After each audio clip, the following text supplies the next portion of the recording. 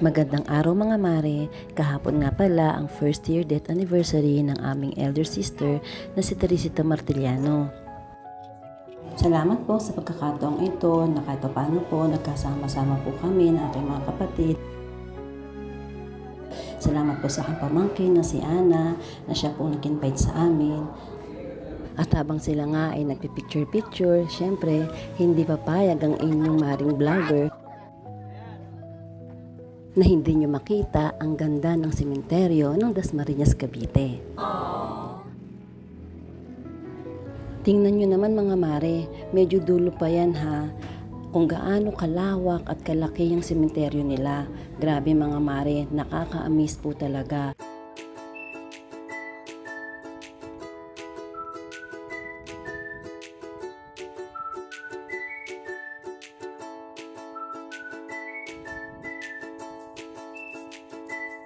Sa totoo lang mga mare, ito pa lang po yung public cemetery na napuntahan ko na ganito ka-organize. Kasi po dito rin po sa kanila mga mare, pag may mga gantong gathering, pwede ka rin po sa kanila manghiram ng tent. Kailangan lang po ahead of time, mag-request ka po sa opisina para po maila-line up ka po nila. At ito mga mare, nakita ko yung CR nila.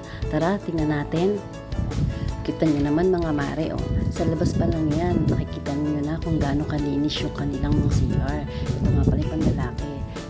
At ito naman po, yung CR na pang babae. Tara, pasukin natin.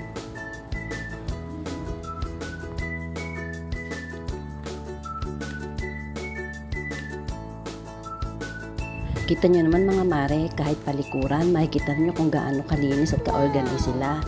At ito rin pala yung men's room. O, hindi pa papasok dyan. Baka kung ano makita ko. At ayan, nakarating na ako sa parang pinaka-phase 2. May mga bakante pa pala dito mga mare. O, ayan, sa mga wala nang magawa sa buhay at gusto nang humimlay, pwede po kayo dyan. No.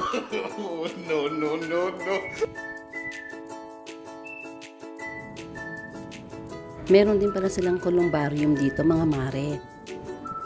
Dito sa columbarium nilalagay yung mga pamilya na namatay na kinremate. Marami pa rin palang available dito mga mare. O ayan ha, pwede pa uli. Para sa mga taong wala nang mabuting magawa sa buhay.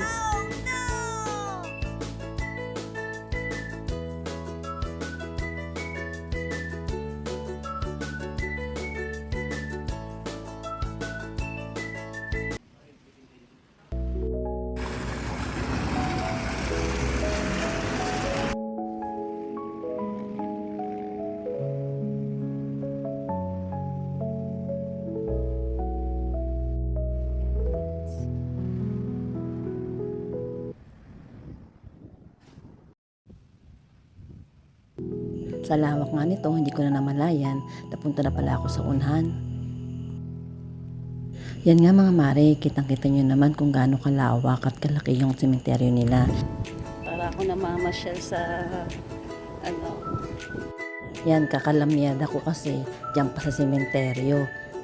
Nako, dahil ako yung naglaboy-laboy ba dito, naglamyerda sa sementeryo. Yun, tawag na po ako na aking mga kasama na aking bayaw. Kasi guys, tinan nyo talaga, mga mare, mga beshi. Napakaganda po dito sa Dasma.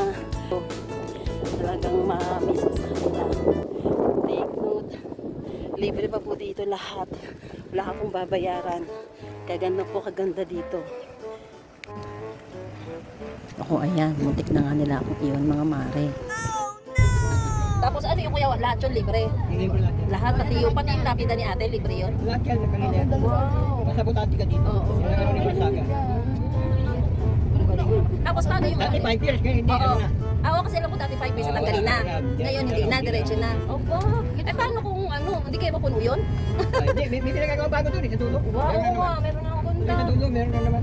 Kaya sabi ko ba, ang laki nito, inikot ko talaga, ang laki. Sabi ko, inikot mo na? Hindi ko pa nga lahat, inikot sa harapan. Meron na, sa dulo, pinagagawa na naman bago.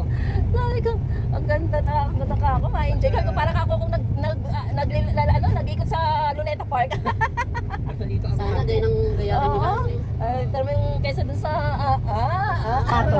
kumbaga, mamatay ka na may kapayapaan, na hindi mo isipin na yung paano maiwan ko, saan ako ililibing, bakit tapon na sa ilog. Yung gastos mo. Kaya nga. O, yun nga eh. Yung galing. Tapos paano yun, wala na silang binibigay sa munisipyo. Yun na lang, kumbaga, bawa, yun na lang yung sagot ng munisipyo, yung ano, pero wala nang ibang pera na ganito. Meron pa din? Meron pa rin. Basta senior ah. Oo, sa senior. Oo. Hindi mo yata. Hindi mo kay mama mo, di ba? Oo, at least kahit paano meron pa rin. Salamat sa Diyos.